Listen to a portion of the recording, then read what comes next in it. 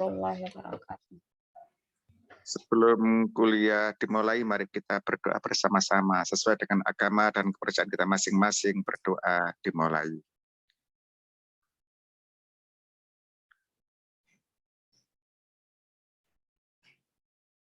Berdoa selesai.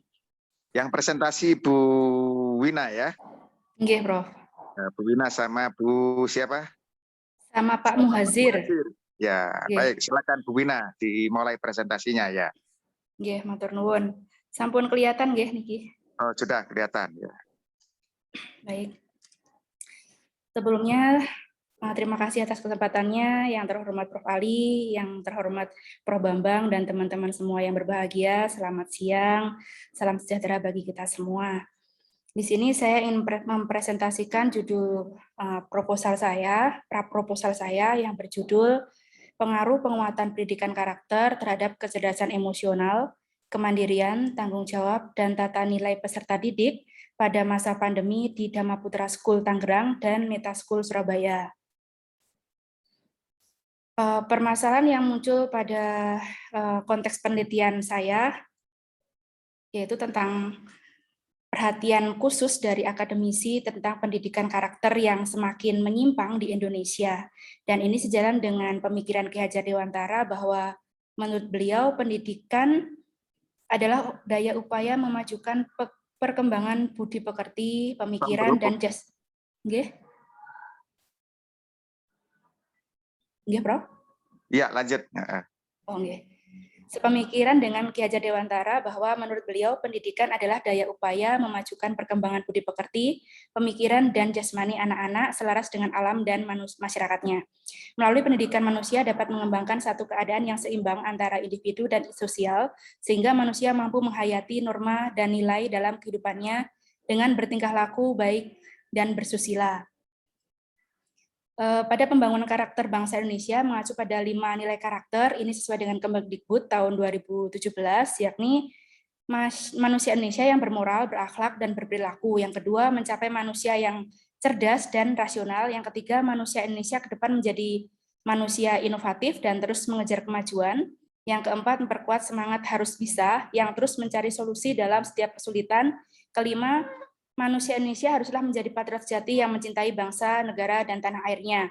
Selain itu, karakter utama yang menjadi prioritas pengembangan penguatan karakter adalah nilai karakter religius, nilai yang mencerminkan ketakwaan pada Tuhan Yang Maha Esa. Hal ini dapat diwujudkan dengan giat dan ikhlas dalam beribadah. Yang kedua, nilai karakter nasionalis merupakan cara berpikir, bersikap, dan memberikan perbuatan yang baik terhadap bangsa, seperti dengan menempatkan kepentingan bangsa di atas kepentingan pribadi dan kelompok. Yang ketiga, nilai karakter integritas dengan memajukan perilaku sebagai individu yang dapat dipercaya dalam segala hal, termasuk selalu bersikap jujur. 4, nilai karakter mandiri dengan menunjukkan sikap dan perilaku yang tidak tergantung pada orang lain. Dan yang kelima, nilai karakter gotong royong, yaitu dengan mencerminkan tindakan kerjasama dan bahu-membahu dalam menyelesaikan persoalan bersama. Nilai-nilai tersebut penting untuk menguatkan karakter bangsa dengan menanamkan pada peserta didik pada semua jenjang pendidikan. Dan 2 tahun terakhir, adanya wabah virus COVID, ini kemudian Indonesia menetapkannya sebagai bencana nasional sesuai dengan keputusan Presiden nomor 12 tahun 2020. Langkah awal yang dilakukan pemerintah Indonesia untuk mengatasi meluasnya penyebaran penyakit adalah dengan menetapkan pembatasan sosial berskala besar sebagaimana yang diatur dalam peraturan pemerintah nomor 21 tahun 2020.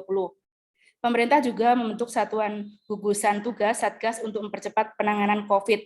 Namun ternyata wabah ini tidak kunjung selesai hingga ada kenaikan kasus penyebaran virus yang menyebabkan pemerintah mengeluarkan kebijakan baru dalam dunia pendidikan, kebijakan pembelajaran secara daring atau pembelakuan pembelajaran secara jarak jauh. Pemberlakuan kebijakan ini menuntut untuk tidak adanya interaksi antara pendidik dengan peserta didik. Dengan model pembelajaran daring menggunakan media teknologi berdampak baik positif maupun negatif. Penggunaan teknologi yang tidak dibatasi berdampak pada penyalahgunaan media sosial oleh peserta didik, seperti melihat situs-situs yang tidak semestinya, bermain game tanpa mengenal batas waktu, dan sebagainya. Hal ini terjadi karena lemahnya pengawasan dari orang tua, dan karena dengan pembelajaran daring, peserta didik kurang maksimal dalam belajar dan kurangnya mendapatkan perhatian dan pengawasan dari pendidik atau guru. Guru tidak dapat menyampaikan materi dengan leluasa sebagaimana rencana pembelajaran yang telah dibuat untuk mencapai tujuan pembelajaran, dan tentunya tidak dapat secara langsung memotivasi juga menanamkan nilai-nilai karakter bangsa pada peserta didik. Jika materi pembelajaran dapat disampaikan dengan bantuan teknologi, namun dengan pembelajaran daring ini peserta didik kehilangan sosok panutan atau suri tauladan dari seorang guru. Dengan demikian, lunturnya nilai moral dan karakter dari peserta didik tidak dapat dielakkan. Sebagaimana yang disampaikan oleh Likona bahwa ada 10 indikasi gejala menurunnya moral. Yang pertama, kekerasan dan tindakan anarkis, pencurian, tindakan curang, pengabaian terhadap aturan yang berlaku, tawuran antar siswa, ketidaktoleran, penggunaan bahasa yang tidak baik, kematangan seksual yang terlalu dini dan penyimpangannya, sikap perusakan diri, penyalahgunaan narkoba. Banyak kasus terkait lunturnya nilai moral dan karakter bangsa ini bermunculan belakangan ini dan menjadi ancaman bagi bangsa karena melorotnya moral generasinya. Berdasarkan data dari kepolisian menunjukkan bahwa ada kenaikan kejahatan hingga 236 kejadian pada persentase 11,76% di tahun 2021. Polisi juga mencatat 5 kasus kejahatan konvensional yang paling banyak terjadi pada minggu kedua di tahun 2021. Di antaranya kasus narkotika sebanyak 790 kejadian, kasus pencurian dan dengan pemberatan sebanyak 523 kejadian. Dan ada kasus-kasus lainnya seperti pencurian kendaraan bermotor dan sebagainya. Selama pandemi ini berlangsung, banyak sekali kasus penyimpangan sosial pada anak yang terjadi di mana-mana. Hal ini banyak menyita perhatian masyarakat dalam dunia pendidikan. Masyarakat tentu masih mengingat kasus seorang remaja berasal dari Aceh yang ditangkap polisi karena menyebarkan foto-foto yang tidak senonoh dan foto itu adalah mantan kekasihnya. Ada juga seorang anak remaja yang berasal dari Tangerang, berinisial OR yang berumur kurang dari 17 tahun. Remaja ini meninggal karena diperkosa secara bergilir oleh 8 orang. Hal ini berawal dari melakukan kenakalan di media sosial dan melakukan pertemuan. Ada lagi kasus lain yang lebih miris, yaitu terjadinya penangkapan 33 pasangan siswa yang masih duduk di bangku SMP. Para siswa ini digerebek di sebuah hotel yang berlokasi di Jambi karena akan melakukan pesta seks secara bersama. Maraknya kasus penyelewengan perilaku dan karakter anak bangsa, maka perlu ditumbuhkan kesadaran bukan hanya dari tenaga pendidik dan pemerintah, melainkan kesadaran masyarakat Indonesia untuk menerapkan perilaku yang baik dan menanamkan karakter yang baik bagi anak Indonesia. Degradasi moral masih menjadi tantangan dunia pendidikan Indonesia saat ini, meskipun pendidikan karakter telah ditanamkan di Indonesia, tetapi pergaulan bebas, konsumsi minuman keras, narkoba, praktik aborsi, dan tawuran pelajar bahkan tiap tahun angkanya masih meningkat. Fenomena merosotnya moral pada generasi bangsa merupakan kondisi masyarakat yang sedang berada pada fase transformasi sosial menghadapi era globalisasi. Adanya kasus-kasus penyimpangan moral tidak lepas dari tanggung jawab orang tua. Sikap orang tua yang tidak memberikan perhatian pada perkembangan anak atau sikap orang tua yang selalu memanjakan anak mereka tanpa memberikan pengawasan bisa menjadi pemicu kenakalan pada anak-anak. Selain itu, kurangnya perhatian ini juga menyebabkan anak tidak memiliki perkembangan secara mental, emosional, segi sosial, psikomotorik, dan spiritual yang baik. Penguatan pendidikan karakter ini sangatlah penting untuk ditanamkan dan diimplementasikan pada peserta didik sebagai generasi penerus bangsa, agar terbentuk generasi yang mempunyai nilai moral, karakter yang bermutu, sehingga diharapkan generasi penerus bangsa ini memiliki etika, moral, tata krama, sopan santun dalam menjalankan kehidupan berbangsa dan bernegara. Oleh karena itu, perlu dilakukan penelitian terkait dengan pengaruh dari penguatan karakter terhadap kecerdasan emosional, kemandirian, tanggung jawab, dan tata nilai pada peserta didik pada masa pandemi untuk memperbaiki nilai karakter dan moral pada anak bangsa. Sekolah yang menjadi tempat penelitian pada penelitian saya ini adalah sekolah resmi, ya.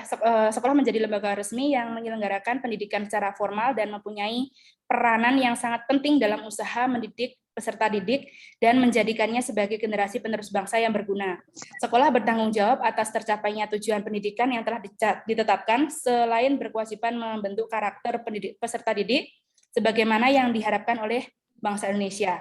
Sekolah Dharma Putra Tangerang merupakan lembaga pendidikan formal yang menyediakan pendidikan mulai dari jenjang TK sampai dengan SMA, menyelenggarakan pembelajaran sehari penuh per 5 hari, selama 5 hari maksud saya.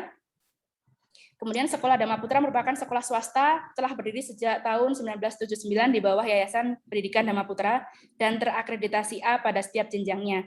Sedangkan Sekolah Meta Surabaya berdiri pada tahun 2005 di bawah sebuah yayasan, dan kedua sekolah ini berfokus pada moral etik, good heart and mind, high tolerance and compassion in our student, yang artinya bahwa sekolah ini berfokus pada pendidikan moral etika pada peserta didiknya. Fokus penelitian pada penelitian ini ada 6. Yang pertama, bagaimana gambaran tentang manajemen sekolah berbasis karakter dan moral etika di kedua sekolah tersebut, dari mulai jenjang TK sampai dengan SMA. Kemudian bagaimana pengaruh penguatan karakter terhadap kecerdasan emosional peserta didik. Yang ketiga, bagaimana pengaruh penguatan karakter terhadap kemandirian peserta didik. Yang keempat, pengaruh penguatan karakter peserta didik terhadap tanggung jawab peserta didik. Yang kelima, bagaimana pengaruh penguatan karakter peserta didik terhadap tata nilai. Yang keenam, bagaimana perbandingan peranan peserta didik pada penguatan karakter di Sekolah Dhamma Putra dan Sekolah Meta Surabaya. Adapun tujuan dari penelitian ini adalah yang pertama mendeskripsikan tentang manajemen sekolah berbasis karakter dan moral etika pada Sekolah Dhamma Putra, Tangerang, dan Sekolah Meta Surabaya. Yang kedua, mengetahui pengaruh penguatan pendidikan karakter terhadap kecerdasan emosional. Yang ketiga, mengetahui pengaruh penguatan karakter terhadap kemandirian pada peserta didik. Yang keempat, mengetahui pengaruh penguatan pendidikan karakter terhadap tanggung jawab peserta didik. Yang kelima, mengetahui pengaruh penguatan karakter terhadap tata nilai pada peserta didik. Dan yang keenam, menemukan perbedaan peranan pendidik pada penguatan karakter di Sekolah Dhamma Putra Tangerang dan Sekolah Meta Surabaya. Hipotesis dari penelitian ini, yang pertama, terdapat pengaruh penguatan pendidikan karakter terhadap kecerdasan emosional peserta didik. Dua, terdapat pengaruh penguatan pendidikan karakter terhadap kemandirian peserta didik. Yang ketiga, terdapat pengaruh penguatan pendidikan karakter terhadap tanggung jawab peserta didik. Yang keempat, terdapat pengaruh penguatan karakter terhadap kecerdasan tata nilai. Dan yang kelima, terdapat perbedaan peranan pendidik pada penguatan karakter pada kedua sekolah tersebut. Di sini ada kegunaan penelitian. Yang pertama adalah kegunaan secara teoritis, dan yang kedua adalah kegunaan secara praktis. Pada definisi istilah, saya membuatkan definisi sesuai dengan variabel yang saya teliti. Yang pertama, penguatan pendidikan karakter. Yang kedua, kecerdasan emosional. Yang ketiga, kemandirian. Yang keempat, tanggung jawab. Dan yang kelima adalah tata nilai. Pada bab 2, saya memberikan variabel dengan masing-masing subbabnya. Misalnya pada konsep dasar karakter dan pendidikan berkarakter, di situ ada pengertian karakter, komponen karakter. Maaf, ini belum selesai sebenarnya ya, masih banyak yang belum saya masukkan, tapi ini adalah gambarannya. Kemudian ada kecerdasan emosional, mulai dari pengertian kecerdasan emosional, aspek kecerdasan emosional, kemudian kemudian kemandirian dan variabel-variabel sampai ke tata nilai. Pada bab 3, pada metode penelitian, penelitian ini merupakan penelitian mixed method yang lebih didominasi oleh kuantitatif, yang di dalam bab 3 ini pada metode penelitian terdiri dari pendekatan dan rancangan penelitian, kehadiran peneliti, kemudian lokasi penelitian dan sumber daya penelitian, teknik pengumpulan data, analisis data, pengecekan keabsahan data, interpretasi data keseluruhan, dan tahap-tahap penelitian. Pada pendekatan dan rancangan penelitian, seperti yang saya singgung sebelumnya, bahwa penelitian ini menggunakan pendekatan dan rancangan metode campuran atau mixed method yang merupakan penggabungan dari dua bentuk pendekatan, yaitu kualitatif dan kuantitatif dalam satu penelitian. Berdasarkan jenis pendekatannya adalah data kuantitatif dan kualitatif memberikan informasi yang berbeda, berupa pandangan detail dari partisipasi secara kualitatif dan skor pada instrumen secara kuantitatif secara bersama-sama. Ini saya kutip dari Sugiono dan Creswell. Kemudian ini adalah rancangan penelitian yang nanti akan saya kerjakan. Jadi dari pendidikan karakter, kedua sekolah ini antara Dharma Putra Tangerang dan Mita School ini sama-sama sekolah swasta yang bergerak untuk pembinaan karakter pada anak, berfokus pada di pendidikan karakter. Kemudian dari 6 fokus yang akan saya teliti nanti, yang pertama fokus tentang manajemen sekolah berbasis pendidikan karakter dan moral etika, itu dikaji dengan kualitatif. Kemudian pada fokus kedua tentang kecerdasan emosional itu secara kuantitatif. Fokus ketiga tentang pengaruh terhadap kemandirian itu secara kuantitatif. Pada fokus keempat, pengaruh pendidikan karakter terhadap tanggung jawab itu juga kuantitatif. Yang kelima, pengaruh pendidikan karakter terhadap tata nilai juga kuantitatif. Dan yang keenam, membandingkan peneranan pendidik pada sekolah karakter tersebut dengan kuantitatif. Dari keenam fokus ini kemudian dianalisis data berdasarkan kuantitatif dan kualitatif dan kemudian disajikan dalam data penelitian dan kemudian disimpulkan. Sumber datanya di sini adalah secara populasi pada penelitian ini adalah pendidik pada sekolah Dharma Putra dan sekolah Meta pada jenjang SD sampai SMA. Sedangkan jumlah sampelnya dalam penelitian ini akan dihitung berdasarkan rumus dari Isaac dan Michael, karena pendidik pada sekolah tersebut berstrata dari SD sampai SMA, sehingga dilakukan dengan teknik pengambilan sampel stratifikasi acak secara profesional dengan rumus berikut dari Isaac dan Michael. Kemudian tempat dan lokasinya dilakukan di 2 lokasi, yang pertama sekolah Meta di Surabaya, dan yang kedua adalah sekolah Dharma Putra di Tangerang. Kemudian akan ada wawancara juga untuk menjawab dari kualitatif tadi. Wawancara dilakukan kepada pemimpin sekolah, yaitu kepala sekolah dari masing-masing jenjangnya.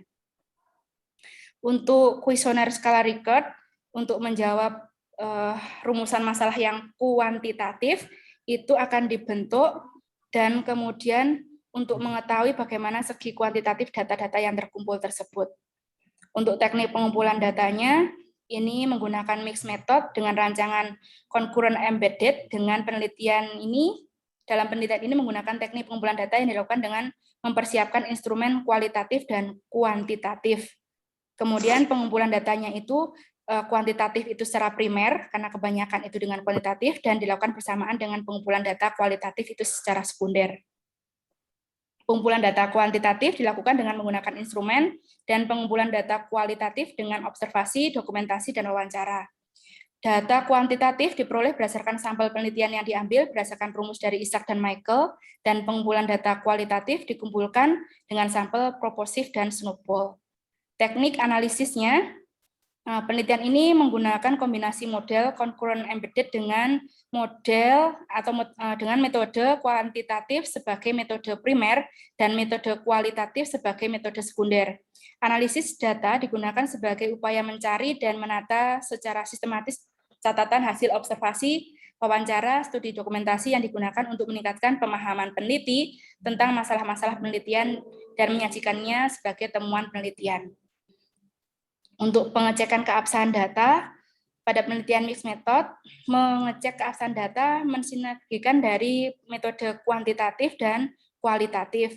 Pada metode kuantitatif, instrumen digunakan diuji dengan melalui uji validitas dan uji reliabilitas, yang saya menggunakan instrumen yang rancangan skemanya saya mengambil dari Sugiono. Kemudian pada metode kualitatif itu menggunakan Meleong 2007 mengemukakan ada 4 uji kriteria yang dapat digunakan untuk menguji keabsahan data, yaitu dengan derajat kepercayaan, keteralihan, kebergantungan, dan kepastian. Demikian presentasi praproposal yang bisa saya sampaikan. Mohon masukan dari Prof maupun teman-teman. Terima kasih. Selamat siang. Baik.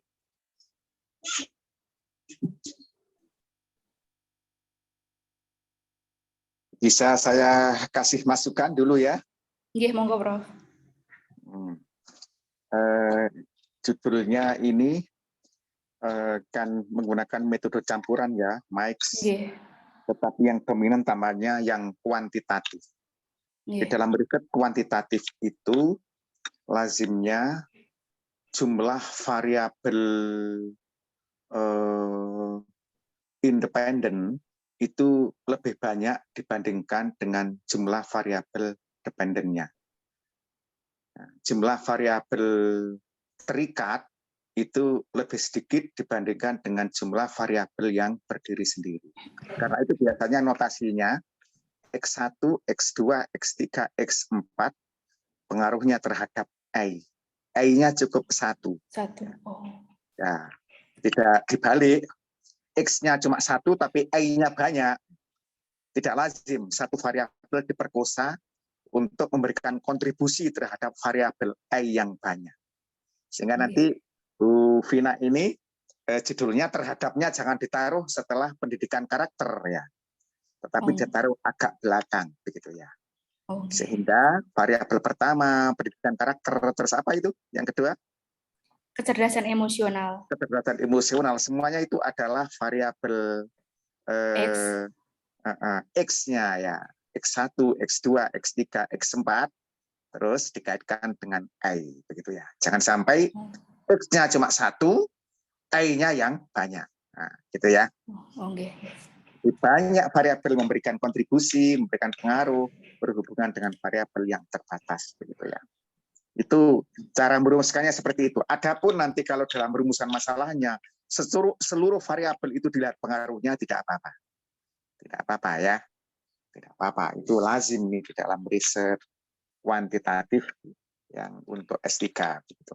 Sehingga ada hubungan kausal antar variabel. Itu yang pertama, yang seperti itu. Terus karena ini adalah yang dominan adalah kuantitatif, maka teori yang terkait hubungan antar variabel itu diperbanyak ya. Misalkan X1 pendidikan karakter dihubungkan dengan apa? Dihubungkan dengan kecerdasan emosional itu dicarikan teorinya ya.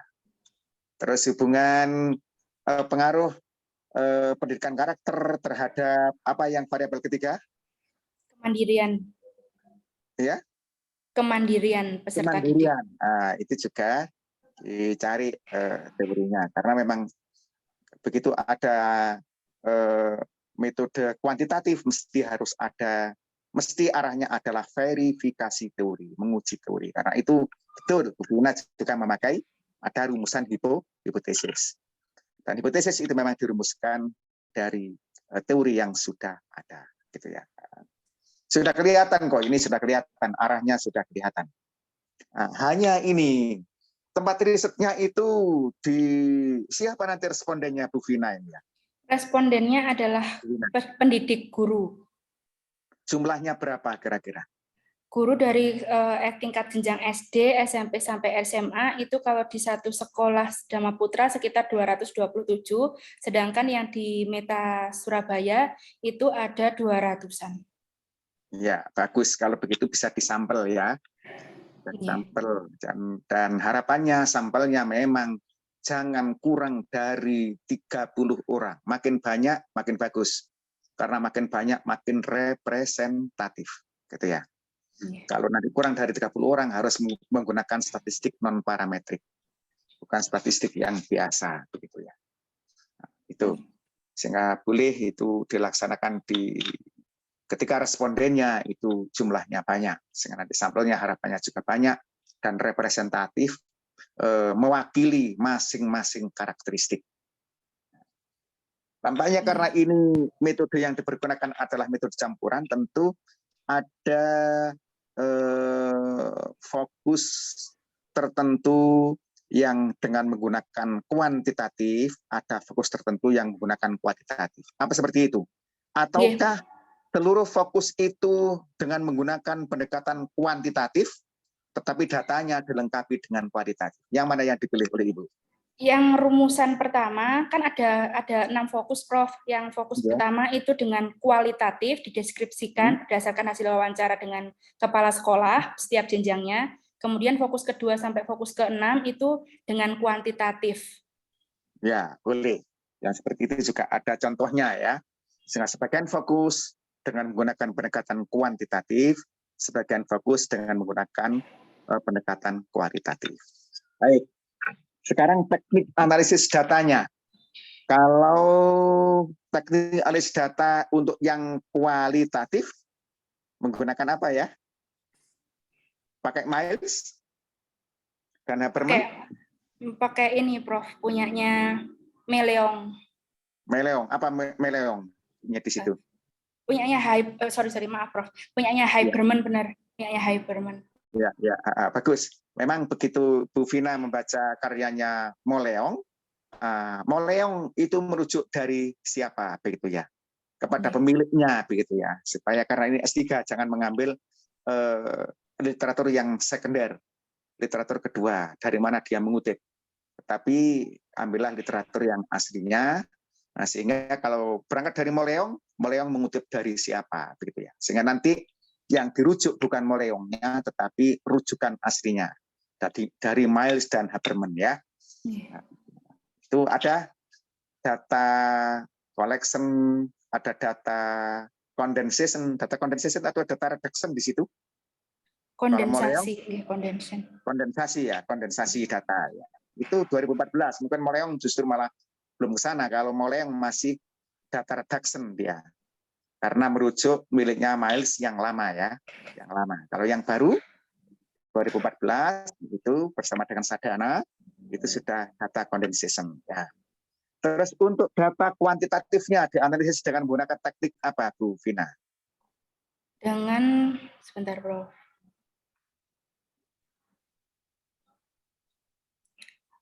Yang pertama dengan dari kuesioner dengan skala Likert tadi, yang kemudian dianalisis dengan menggunakan apa namanya ini? Pakai SEM? Pakai Smart PLS. PET analysis untuk melihat pengaruh itu, multiple correlation. Kalau ingin melihat pengaruh atau hubungan kan itu ya. Biasanya ada multiple correlation, ada regression, multiple regression, ada PET analysis, ada pakai SEM.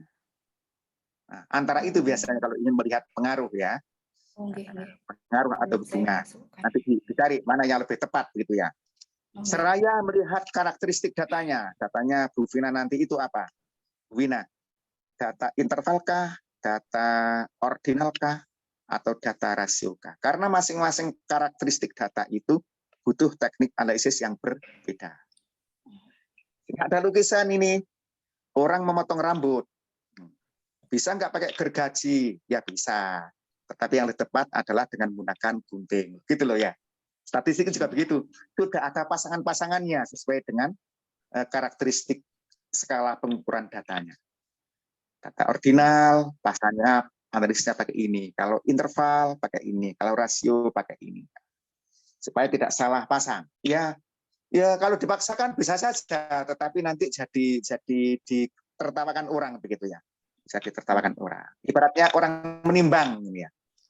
Kalau mau menimbang batu 1 truk, bisa nggak dipakai timbang digital itu? Biasanya tidak, pakai timbangan jembatan. Tapi kalau mau menimbang emas, memakai apa? Memakai dacin ya. Lebih akurat pakai dacin ketimbang menggunakan pakai timbangan jembatan. Gitu. Motong rambut pakai gunting, meskipun pakai gergaji bisa. Makan pakai sekrup juga bisa, tapi yang tepat kan dengan sendok gitu ya. Tapi kalau memuat pasir ke truk itu ya jangan pakai sendok. Selesainya kapan? Meskipun juga bisa. Nah itu pasangan-pasangannya di statistik itu sudah ada ya, Bu Vina ya. Nanti dilihat. Ya, semangat. Sudah bagus arahnya sudah kelihatan ke sana. Ini yang ingin saya sampaikan juga ini begitu. Mike Sing. Ini kalau dominan kuantitatifnya ini sudah pernah ada ini yang melaksanakan ini. Kalau nggak salah saya bimbing juga itu namanya Fiskalia Untu, anak Manado ini ya. Dicari saja di perpustakaan. Ya, Fiskalia Untu nih. Ya, ya itu pernah riset dengan Mike antara kuantitatif dengan kualitatif, dominan kuantitatifnya. Tetapi sayang memang kelemahannya dia aspek kualitatifnya kurang kentara gitu ya. Kurang kentara, soalnya dikentarakan akan lebih bagus begitu ya. Tapi tetap yang dominan adalah kuantitatif. Sehingga rancangan besarnya itu Wina ini adalah kuantitatif ya. Karena ini kuantitatif, jangan lupa nanti itu juga membuat jabaran variabel Bu Wina ya.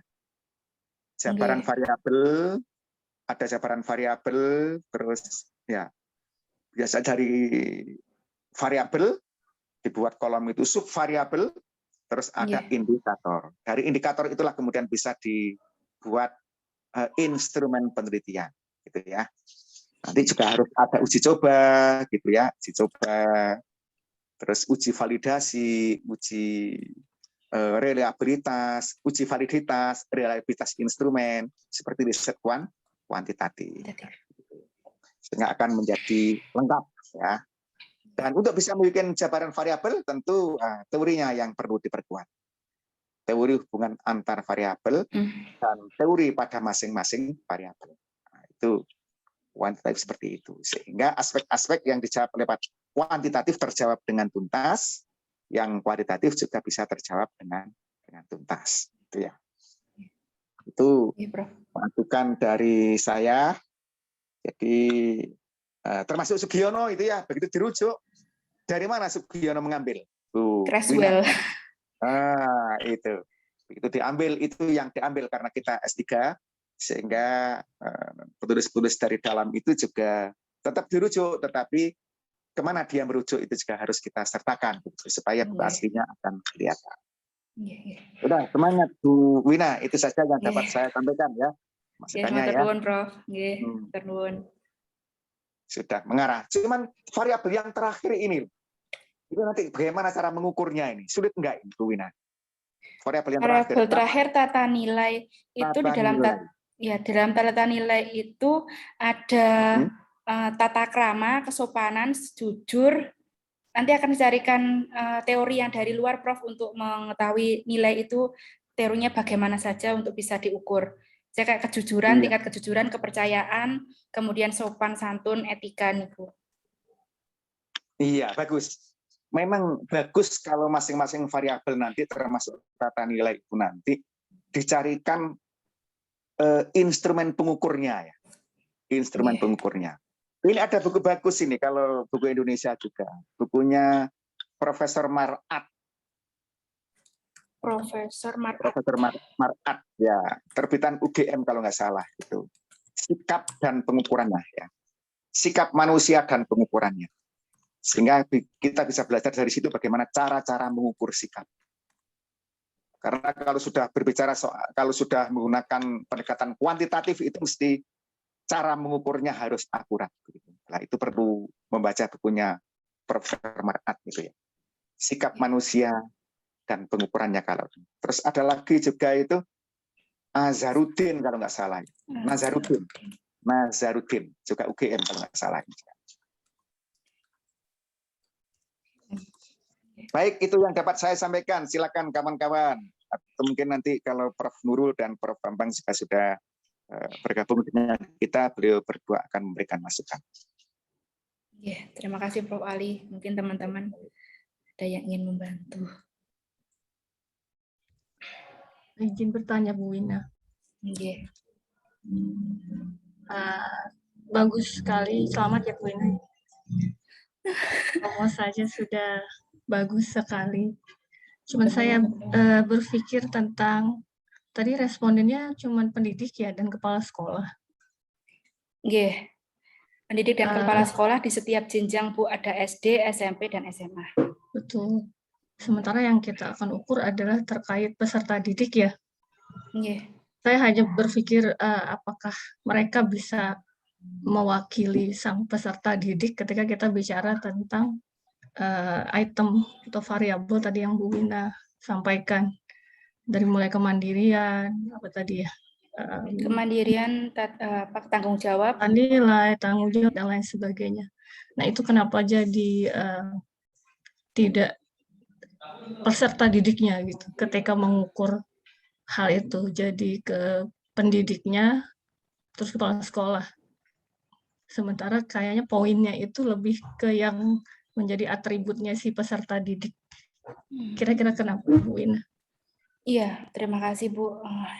Kalau peserta didik kan berarti dia akan menilai dirinya sendiri. Saya sudah sopankah? Saya sudah beretika enggak? Tapi kalau saya menggunakan pendidik, berarti kan dia yang melihat apakah peserta didik yang saya didik ini memiliki sikap karakter yang diinginkan sesuai dengan yang sudah menjadi tujuan di sekolah tersebut. Tapi kalau peserta didik, menurut saya dia akan menilai dirinya sendiri, dan seorang yang menilai dirinya sendiri itu pasti dinilai dengan yang baik-baik saja. Tapi kalau orang lain yang melihat, itu tentu akan melihat poin-poin yang tidak baik begitu. Meskipun menurut dirinya sendiri itu sudah sopan, tapi kalau orang lain yang menilai, termasuk gurunya tadi yang menilai, anak ini tidak sopan begitu. Meskipun anak tersebut ketika ditanya, kamu sudah sopan? Sopan. Ini gambarannya seperti itu, Bu. Saya sempat terpikir apakah itu memang perlu dibuktikan secara observasi ya. Saya hanya terpikir begitu, bahwa ketika seorang pendidik ditanya seperti apa peserta didik Anda, itu peserta didik yang mana yang akan saya pikirkan begitu. Bagaimana saya mengeneralisir siswa saya, misalnya saya ngajar 2 kelas, bagaimana cara saya mencoba menyampaikan, oh peserta didik saya di kelas 1 atau kelas 5 itu saya bisa sampaikan mereka memang mandiri. Nah, saya hanya terpikir kira-kira ada antisipasi tentang itu nggak, Bu Ina? Iya, kalau observasinya dari hal tersebut, saya rasa bisa ke BK ya, Bu. Di guru BK itu kan mereka punya datanya, nggih. Siapa yang termasuk dalam anak nakal atau anak tidak nakal atau anak biasa, itu kan biasanya di sana ada datanya. Dan kita sebagai pendidik kan tidak mungkin juga hafal satu persatu perilaku setiap anak. Mungkin yang Ibu Siti maksud kan seperti itu. Jadi itu bisa didukung dengan observasi dari guru BK tadi. Kita bisa wawancara dengan guru BK begitu, Bu. Gambaran saya sih kayak seperti itu. Ya. Ya, I was just thinking, maksudnya membayangkan saya jadi Bu Ina yang nanti ke sana, terus kira-kira antisipasinya seperti apa begitu. Karena ketika saya baca ininya peserta didik semua itu kan gitu loh. Iya. Dan Bu Ina coba galinya lewat pendidiknya, lewat kepala sekolahnya begitu. Dan ini tadi jenjangnya kan beda-beda ya. Iya, jenjangnya beda-beda. Dari SD sampai SMA. Tapi di sekolah yang sama, Bu, karena saya lihat 2 sekolah ini kan memang berfokus pada pendidikan karakter. Alasan saya mengambil 2 sekolah tersebut memang seperti itu, karena sekolah ini fokusnya untuk pendidikan karakter. Sehingga saya ingin melihat, akhirnya nanti saya ingin melihat apakah kedua sekolah ini yang sama-sama basicnya ingin mendidik pendidikan karakter, penguatan karakter kepada peserta didik itu sama atau tidak. Kan akhirnya nanti endingnya ke sana sebenarnya. Nah, untuk sebelum ke sananya itu kan saya harus tahu dulu di jenjang SD, SMP, dan SMA kalau di bawah yayasan yang sama dan memiliki visi misi yang secara globalnya itu sama, meskipun setiap jenjangnya punya visi misi masing-masing. Kalau penguatan karakter sebagai yang dominan, saya rasa bisa tercover begitu menurut saya. So, siap waspadain juga mungkin kalau saya, karena jenjangnya kan 3 level tuh ya. Yeah. Karena SD ke SMP terus SMA juga pasti problematikanya di variabel, tiap variabel tadi menurut saya sih beda-beda gitu. Mandirian apa tadi ya. Jadi saya hanya membayangkan bagaimana nanti Bu Ina mencoba menggali itu. Nah, apakah nanti per SD gitu, SD dulu, terus SMP dulu, SMA dulu, supaya tidak, I don't know, hanya terpikir, membayangkan saja. Iya, saya awalnya juga sempatnya terpikir seperti itu, Bu. Soalnya kan jenjangnya berbeda meskipun di bawah yayasan yang sama. Otomatis setiap anak itu dengan umur yang berbeda memiliki tingkat kenakalan yang berbeda. Nah, awalnya tadi apakah instrumen yang harus saya gunakan di setiap level itu berbeda atau bagaimana, ini masih meraba-raba juga, karena ketika saya mengambil sampel kan sampelnya juga saya ambil dengan strata tadi, strata SD, SMP, dan SMA tadi. Tapi ke depannya ini saya harus banyak belajar lagi, Bu. Masih banyak yang belum dipelajari. Hanya itu saja. Ya, semangat, Bu. Ya, semangat, terima kasih, Bu. Semua. Ya, terima kasih. Mungkin sekian dari saya. Terima kasih teman-teman dan Prof. Ali. Saya kembalikan kepada Prof. Ali, dan mungkin selanjutnya ada Pak Muhasir yang akan presentasi. Silahkan.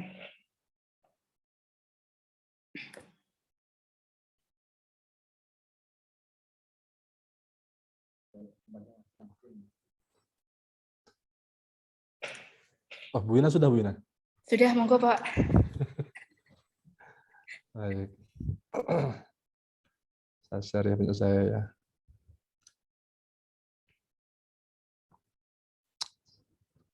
Bismillahirrahmanirrahim. Assalamualaikum warahmatullahi wabarakatuh. Hamdan wa salam wa la hawla wa la quwwata illa billah. Allahumma shalli ala sayyidina Muhammad. Yang kami hormati Prof. Ali Imron, Prof. Bambang, dan teman-teman para pakar penelitian kualitatif. Ada Bu Anggraini, ada Bu Siti Khadijah, dan teman-teman yang lainnya. Kami di sini mengambil topik yang tidak jauh berbeda dengan Bu Wina tentang pendidikan karakter. Hanya saja kami mengambil tentang manajemen kurikulum pendidikan agama Islam berbasis pendidikan karakter.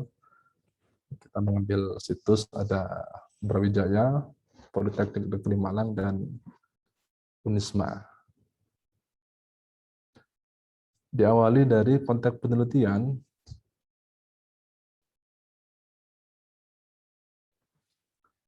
kegiatan pembelajaran itu tidak terlepas daripada pengelolaan, penataan, dan pengaturan yang berkaitan dengan pendidikan. Sebagaimana kita ketahui bersama pada pasal 3 Undang-Undang Nomor 20 Tahun 2003, pendidikan nasional bertujuan mengembangkan kemampuan dan untuk watak serta peradaban bangsa yang bermartabat dan mereka mencerdaskan kehidupan bangsa. Ya. Kemudian ada maksud ketercapaian tujuan pendidikan di seluruh jenjang pendidikan ditentukan melalui kurikulum yang didesain sebagai sarana pembelajaran yang optimal yang untuk memenuhi target capaian. Setelah eksplisit juga kurikulum meliputi rencana pendidikan, pedoman, pegangan tentang jenis ruang lingkup, isi dan proses pembelajaran. Itu kita kutip di Wilatikta 2020. Sehingga kurikulum yang sesuai dapat mengantarkan peserta didik mendapatkan kreativitas, keterampilan peserta didik untuk mencapai capaian pembelajaran yang telah ditetapkan. Berikutnya lagi memang ada pentingnya wawasan keberagamaan bagi bangsa Indonesia. Oleh karena itu diwujudkan dalam pemberian materi agama sejak pendidikan usia dini hingga hingga pendidikan tinggi. Hal ini dilakukan untuk mengantarkan pembangunan sumber daya manusia yang berkarakter dan kualitas, yang salah satu indikator keberhasilannya adalah memiliki kesadaran beragama dan spiritual yang baik.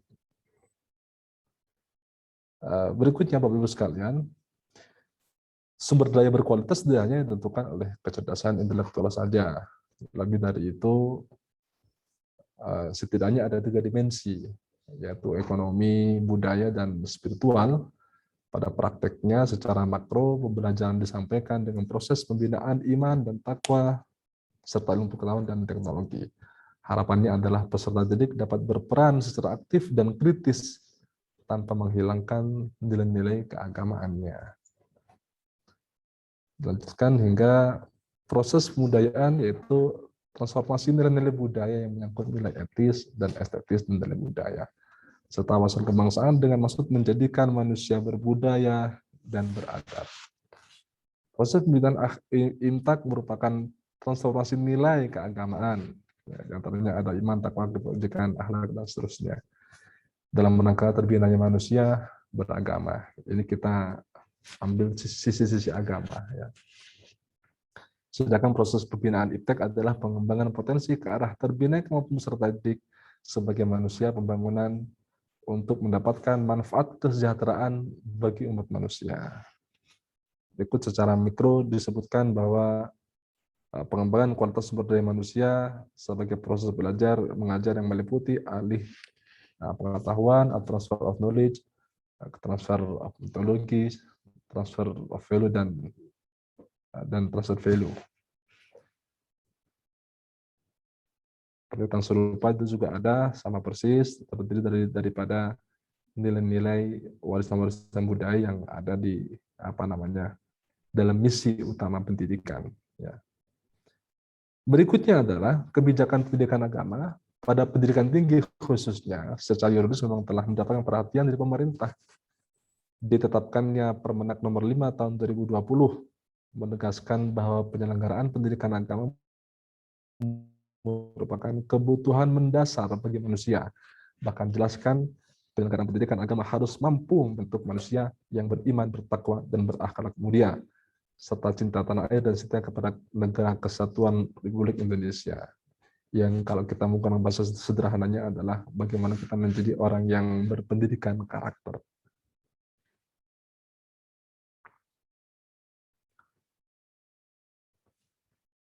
Namun demikian, ternyata agama itu masih banyak PR-PR yang harus diselesaikan oleh semua elemen. Karena memang per hari ini kita melihat banyak degradasi moral yang tadi juga sudah disinggung oleh Bu Wina, ada data-data dari negara kita, pelecehan seksual, mabuk, dan seterusnya.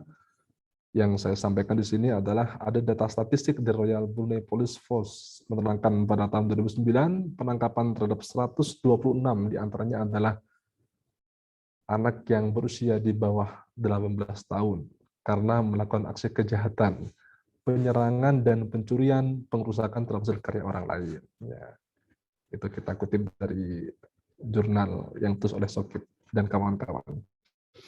Angka tersebut menunjukkan terdapat peningkatan dalam perbuatan kejahatan, bahkan di Amerika, ya, kita ambil di Amerika, terjadi lonjakan kejahatan yang dilakukan oleh anak karena kurangnya penanaman pendidikan karakter terhadap anak. Jadi memang kalau kita berbicara tentang pendidikan karakter, sejak dini harus kita tanamkan itu. Kemudian kita berbicara tentang pendidikan agama Islam, pendidikan yang berdasarkan ajaran agama Islam, dan seterusnya itu. Berdasarkan hal ini, maka tugas dan fungsi pendidikan Islam tidak hanya dijadikan sebagai kajian formalitas, bukan seperti itu. Ya. Kajian normatif, sifatnya lebih unsubstansional, kan begitu. Ya. Rata-rata yang begitu, utamanya adalah di lembaga-lembaga yang tanda kutip kita amati bukan dijadikan sebagai landasan utama karena ada tema umumnya itu, ya. Padahal mestinya kebalikannya di semua jenjang, apakah lembaga yang sifatnya itu ada nilai-nilai religinya atau sifatnya umum, maka pendidikan agama seharusnya dijadikan bahan sebagai landasan yang utama. Masalahnya adalah keberadaan pendidikan agama lebih banyak bersikap terpisah. Ini menjadi Prof. Muhaimin almarhum itu dalam bukunya menyebutkan bahwa ada hal-hal yang terpisah antara pendidikan agama dan non agama atau mata pelajaran agama dan non pelajaran agama, terkesan terpisah. Beliau menyebutkan sesungguhnya pelajaran agama itu atau penanaman karakter itu harus otomatis masuk di semua mata pelajaran. Nah, sehingga akan berdampak secara signifikan jika ditanamkan secara dini kepada siswa. Ya. Pentingnya pendidikan karakter pada setiap jenjang pendidikan, mulai dari usia dini itu sampai pendidikan tinggi, pada prakteknya tidak perlu mengatur kurikulum khusus tentang pendidikan karakter. Sesungguhnya demikian. Akan tetapi dibutuhkan proses pembelajaran yang terintegrasi antara aspek kognitif, afektif, dan psikomotoriknya, sehingga kita bisa menyaksikan hasil atau outcome daripada nilai-nilai pendidikan karakter yang ditanamkan oleh guru kalau di sekolah, dosen kalau di perguruan tinggi, bagaimana dia bisa mengimplementasikan dalam kehidupan sehari, itu yang paling penting. Ya. Tetapi jika dalam hal kurikulum itu tidak dituntut harus ada, maka bagaimana jika kurikulum itu masuk ke dalam karakter, masuk ke dalam kurikulum yang kita konsep, kita rancang, kita desain, sehingga apakah akan tidak lebih bagus karakter siswa itu. Ya. Sampai pada akhirnya ada peran manajemen. Nah, karena kita butuh perencanaan, maka peran manajemen itu mutlak dibutuhkan. Karena tanpa manajemen yang menjalankan dengan baik, maka saya lembaga pendidikan tersebut tidak dapat berjalan sesuai dengan harapan. Proses pendidikan secara menyeluruh berkaitan erat dengan manajemen atau pengelolaan lembaga pendidikan tersebut. Permasalahan yang kompleks semakin menambah tantangan dalam mengelola pendidikan Diperlukan manajemen hingga evaluasi kinerja secara berkala untuk mewujudkan proses belajar mengajar yang bermutu. Hal ini menunjukkan bahwa pentingnya pengelola lembaga pendidikan menguasai manajemen atau pengelolaan yang baik yang mau berjalan sesuai dengan harapan.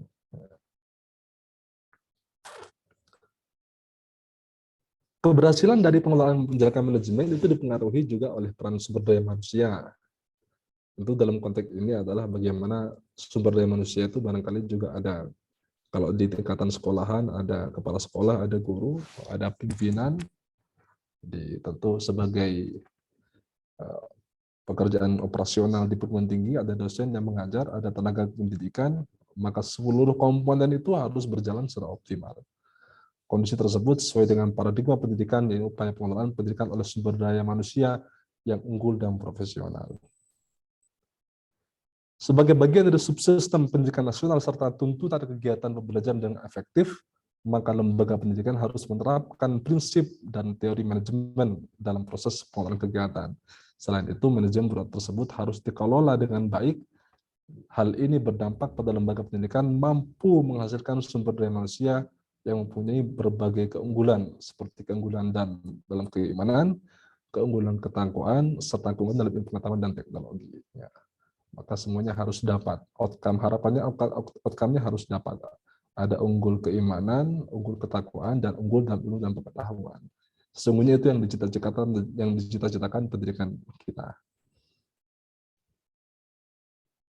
Sampai ke bawah.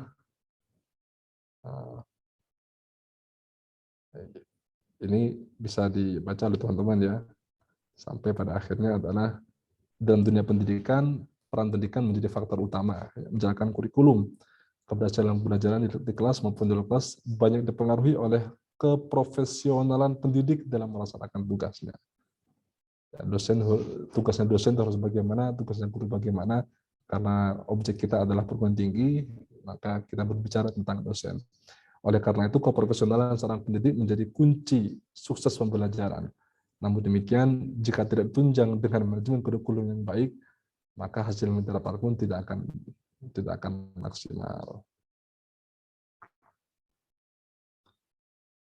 Di sini juga ada bukti, bukan bukti ya, ada fakta yang menyatakan bahwa memang variabel tentang dosen itu seperti skill harus dimiliki, pengalaman harus dimiliki, pedagogis harus dimiliki, hingga kemampuan profesional. Hampir secara keseluruhan menjadi kunci keberhasilan pembelajaran dan didukung oleh materi yang kurikulum. Terbukti dengan menyediakan materi kurikulum baru yang dilengkapi dengan informasi dan dukungan, desain kolaboratif, hingga model pembelajaran menjadikan pembelajaran lebih terarah. Itu saya kutip dari dua jurnal itu. Maka model-model pembelajaran yang khususnya pendidikan agama yang sifatnya tradisional itu sudah mulai harus dikurangi. Harus lebih berkolaboratif sekarang itu. Kolaboratif antara kokurikuler dengan ekstrakurikuler. Maka kadang-kadang di sela-sela saya katakan wawancara, walaupun ngobrol biasa, kadang-kadang dosen agama di salah satu perguruan tinggi yang saya sebutkan tadi itu melakukan kegiatan-kegiatan atau penugasan atau semacam proyek-proyek bagaimana dia bisa mengembangkan kemampuannya sehingga bisa menjadikan nilai-nilai karakter lebih masuk dan bisa didalami oleh mahasiswa yang bersangkutan. Sampai kepada berdasarkan urutan tersebut, maka penelitian mengambil penelitian manajemen kurikulum pendidikan agama berbasis pendidikan karakter di lingkungan perguruan tinggi. Di dalam rumusan masalahnya, berdasarkan latar belakang di atas, maka fokus penelitiannya ada 3. Yang pertama adalah apa nilai-nilai pendidikan karakter pada mata kuliah pendidikan agama yang dikembangkan di Brawijaya, Polinema, dan Unisma. Yang kedua, bagaimana implementasi manajemen kurikulum pendidikan agama Islam berbasis karakter. Ini mungkin bisa kita rubah juga bagaimana kekhasan kurikulumnya. Nanti barangkali bisa ada masukan dari teman-teman.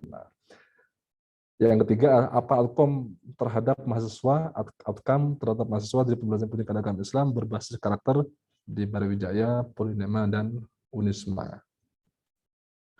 Tujuan kalimat pernyataan untuk tujuannya adalah menemukan dan menganalisis nilai-nilai pendidikan karakter yang dikembangkan di ketiga perguruan tinggi tadi.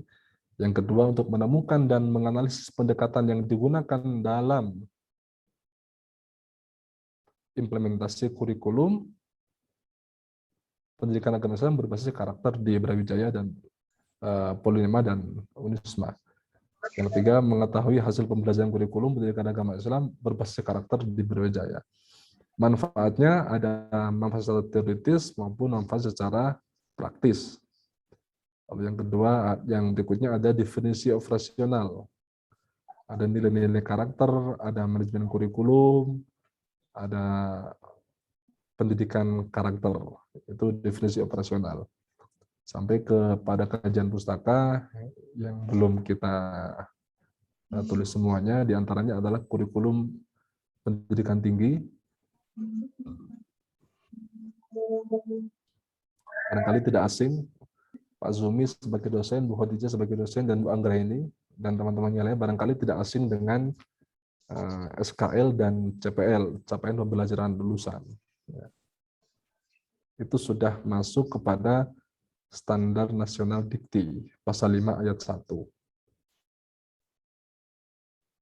Ada kajian tadi tentang manajemen, secara khusus manajemennya, lalu kemudian kita berbicara tentang kurikulum, lalu lebih khusus yang terakhir kita berbicara tentang manajemen kurikulum pendidikan agama. Oh, yang paling akhir kita berbicara tentang pendidikan karakter. Yang paling akhir. Masuk kepada metode penelitian, jenis pendekatan dan jenisnya adalah kualitatif dengan metode multi kasus. Kenapa multi kasus? Karena subjeknya berbeda antara Unibrau, Polinema, dan Unisma itu berbeda. Maka saya ambil multi kasus, sekalipun ketiga perguruan tinggi tersebut sama-sama di bawah naungan Dikti. Ya. Tapi secara karakter memang berbeda. Kemudian ini lokasi penelitian yang belum kita jabarkan semuanya. Kemudian kehadiran peneliti, kita mengambil Guba dan Lincoln, bahwa kehadiran peneliti itu punya makna karena peneliti itu sebagai instrumen kunci dalam sebuah proses penelitian. Yang berikutnya adalah teknis pengumpulan data. Ada Botgen dan Bigland. Itu bagaimana nanti kita disiapkan seperti transkrip wawancara dan catatan lapangan. Itu adalah teknik pengumpulan datanya. Termasuk juga nanti barangkali juga ada catatan harian, ada foto, dokumentasi, dan barangkali juga hasil-hasil portofolio yang menjadi penugasan bagi mahasiswa. Yang berikutnya adalah teknis analisis data. Proses penelaahan dan pengurutan, pengelompokan dan dengan data dengan tujuan menyusun hipotesis kerja dan mengangkatnya menjadi satu teori penelitian. Di antaranya ada menurut Miles dan Hanberman itu, di antaranya ada data reduction, kemudian data display, kemudian conclusion, sampai conclusion. Setelah dikumpulkan datanya itu, lalu kemudian kita cek datanya. Di antaranya ada kredibilitas, ada transferability, ada dependability, dan conformability. Ya. Itu saya pikir presentasi saya yang barangkali masih jauh dari sempurna, memang sangat jauh, tetapi dengan presentasi kami ini harapannya adalah mendapatkan masukan-masukan tentang apa yang harus kita lengkapi lagi sehingga bisa menuju kepada kesempurnaan calon tugas akhir kita dan kita lulus dengan bersama-sama. Amin. Ini daftar pustaka yang sementara, daftar pustaka yang saya ambil. Sekiranya nanti tentu masih jauh dari disertasi ini, bahkan skripsi pun masih jauh. Ya. Saya kira itu presentasi saya. Kurang lebihnya mohon maaf. Saya akhiri. Assalamualaikum warahmatullahi wabarakatuh.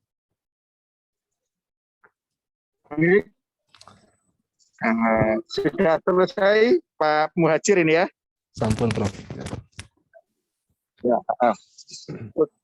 Judulnya saya pikir oke, itu nanti bisa berkembang sesuai dengan pendalaman pada saat yang berada di lapangan.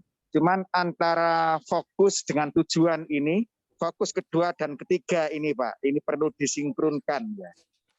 Di fokusnya yang kedua itu kan implementasi manajemen kurikulum pendidikan karakter ya. Oke. Tapi tujuannya kok pendekatan gitu ya. Oh, oke. Ya, sehingga dikonsistensikan ya antara fokus kedua dengan tujuan. Kalau memang yang ingin dilihat itu adalah implementasi, ya implementasi ya. Tapi kalau memang ingin menambahkan tidak apa-apa, jadi 4 fokus ya. Pak Muhajir, yang pertama kan nilai-nilai karakter, yang kedua adalah implementasi manajemen kurikulum berbasis karakter, terus yang ketiga bisa ditambahi pendekatan ya. Pendekatan. Baru yang keempat itu adalah hasil ya. Hasil dari manajemen kurikulum pendidikan agama Islam berbasis karakter ya. Berikutnya yang perlu diperkaya adalah hasanah pustakaannya ya. Tampaknya masih minim ya. Tapi arahnya sudah jelas. 4 fokus itu sudah bagus. Tinggal menambah kepustakaannya. Yang berikutnya yang ingin saya sampaikan kepada Pak Muhajir Ansori itu adalah teknik analisis data.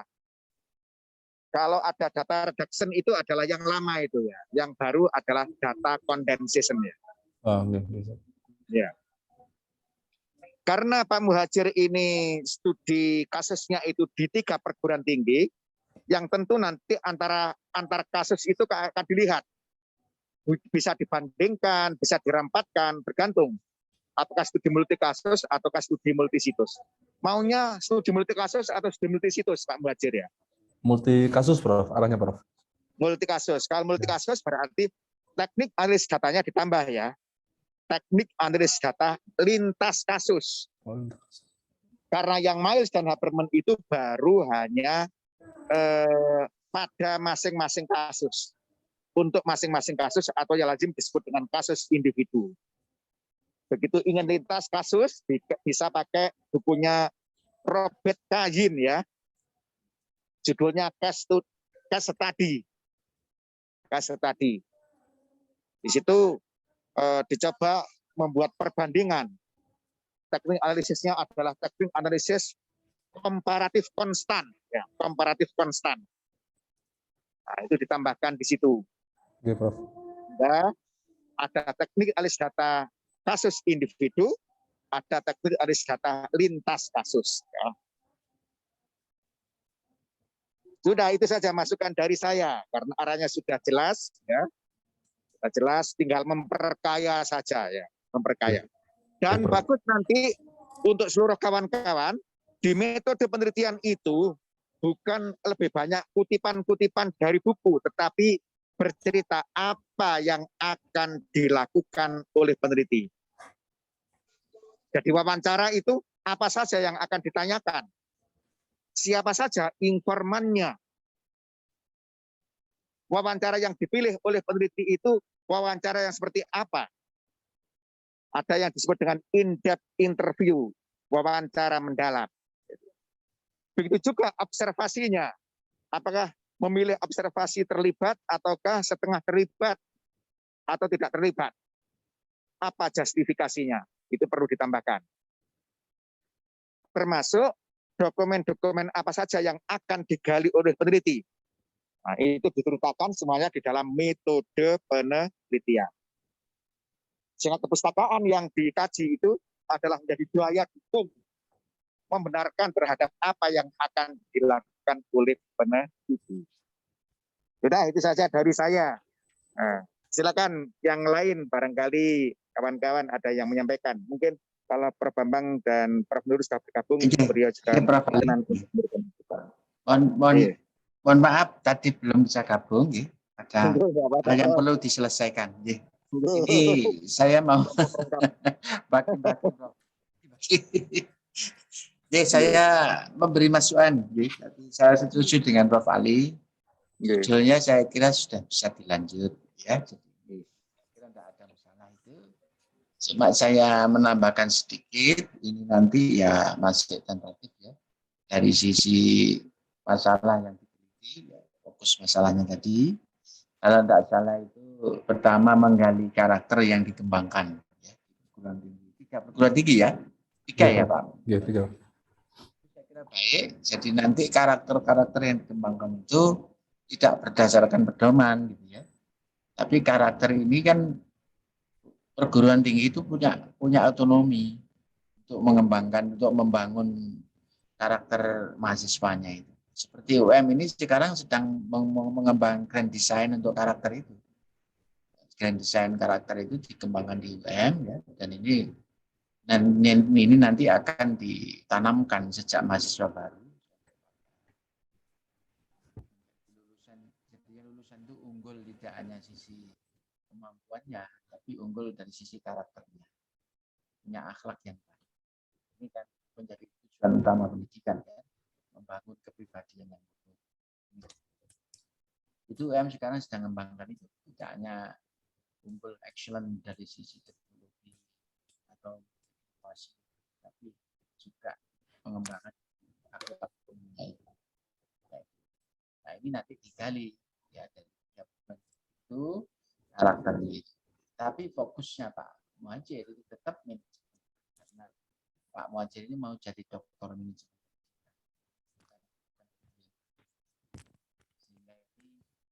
Mohon izin Prof, kurang jelas Prof. Ya, ini jadi Pak Muhadjir itu kan mau jadi doktor manajemen pendidikan, ya. Sehingga yang pertama memang menggali karakter-karakter ini, dan yang kedua nanti itu bisa dikaitkan sama manajemen pengelolaan pendidikan karakternya. Jadi jangan sampai ini menjadi terpisah, ya, antara fokus 1 dan 3. Jadi ini kan arahnya nanti pada manajemen pembelajaran, manajemen kurikulum, manajemen pendidikan itu. Saya kira itu nanti dikaitkan pada fokus yang diangkat. Jadi harus bisa memilah Pak Muhadjir. Ya. Jadi saya beri contoh begini. Kalau manajemen pendidikan itu kan umum kan ya. Ada substansinya. Ada substansi manajemen kurikulum. Ada substansi manajemen pembelajaran, itu ya. Ada manajemen sarana prasarana, ada manajemen keuangan, pendidikan ya. Ada manajemen ketenagaan atau sumber daya manusia juga luas, ya. Ada juga manajemen emas. Itu semua substansi manajemen pendidikan. Sedangkan Pak Muhadjir ini, Pak Muhadjir itu fokusnya di mana Pak penelitian ini? Kalau di mana fokusnya Pak Muhadjir?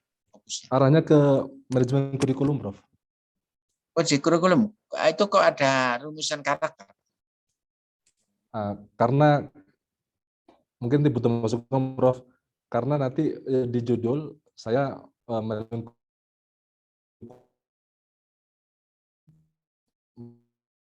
kurikulum agama Islam berbasis ya. Gini Pak, Prof. Gini ya. Saya memberi contoh begini. Ini yang nanti Pak Muhadjir harus jelas. Yang diteliti itu sebenarnya masalah apa?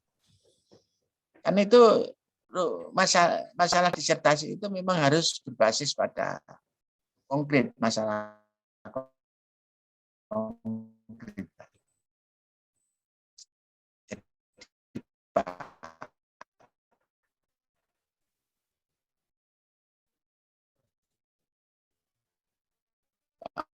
Muhadjir itu mulai tampilkan kepribadian yang baik.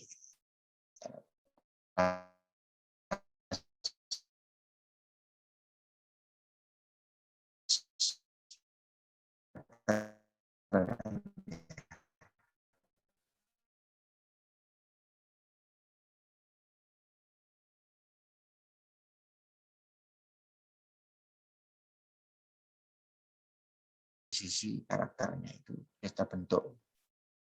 Nah, untuk itu perlu ada manajemen yang baik. Manajemen apa? Manajemen kurikulum dan pembelajaran. Nah, ini saya kira ini kalau karakter menjadi acuan fokus masalah, Pak, itu bisa saja masuk ke manajemen peserta didik. Nih, kalau Bapak tidak membatasi. Kenapa? Karena pembentukan karakter itu ada istilah kegiatan intrakurikuler yang terkait kurikulumnya. Kurikulum utama, core-nya itu.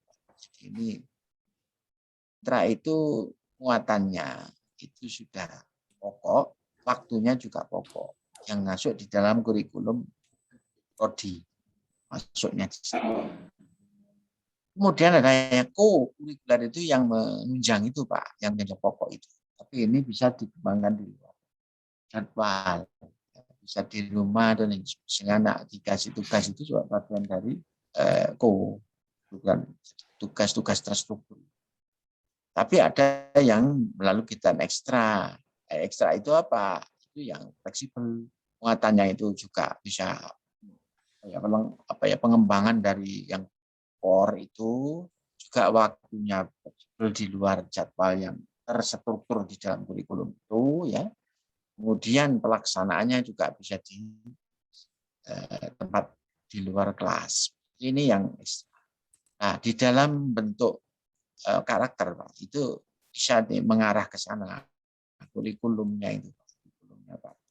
Nah, Muhadjir yang dilihat nanti itu implementasi kurikulum itu kan sebagai dokumen, Pak. Tetapi implementasinya itu ada di dalam pendidikan dan pembelajaran itu. Ini bagaimana strategi pembelajaran yang dilakukan, bagaimana merencanakan, sampai bagaimana mengevaluasi. Itu adalah bagian dari manajemen pelajaran. Ini kalau kurikulum itu Pak Muhadjir melihat formulasinya, mulai kurikulum pengembangan kurikulum karakter apa ada di situ. Jadi sana pengembangan kurikulum di prodinya itu. Ini perlu Pak Muhadjir itu mana? Manajemennya itu yang diangkat nanti, yang digali, yang dirumuskan temuannya itu yang mana? Nih, tolong ya nanti ya. Manajemen kurikulum ya basisnya ke sana. Kalau itu titik tolaknya dari pendidikan karakter sendiri itu ya bisa di luar manajemen.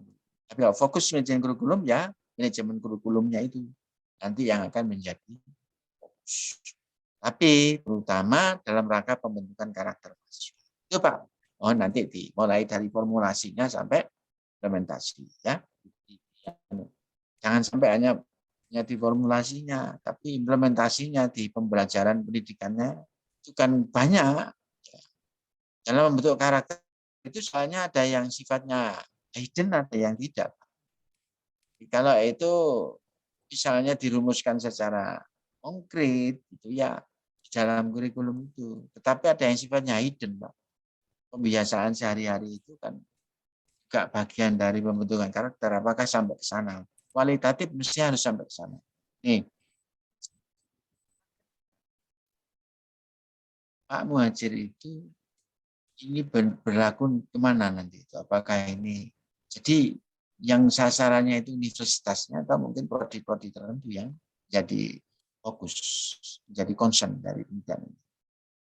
Kalau itu nanti menentukan tempat itu sendiri ya. Kalau itu tempatnya di politeknik misalnya, nah itu yang mana? Gitu. Apakah politeknik secara umum? Nah, kalau secara umum mana yang bisa mewakili, bisa mencerminkan temuan itu di politeknik prodinya? Apakah dibatasi? Soalnya dulu ada penelitian itu dibatasi hanya untuk mata kuliah PKN, mata kuliah Pancasila misalnya, hanya sampai di situ. Itu karena yang diteliti memang adalah lingkupnya adalah lingkup untuk prodi untuk prodi PPKN. Nah, ini harus jelas. Pak Muhadjir itu membatasi enggak di situ. Kalau tidak ya memang harus bisa.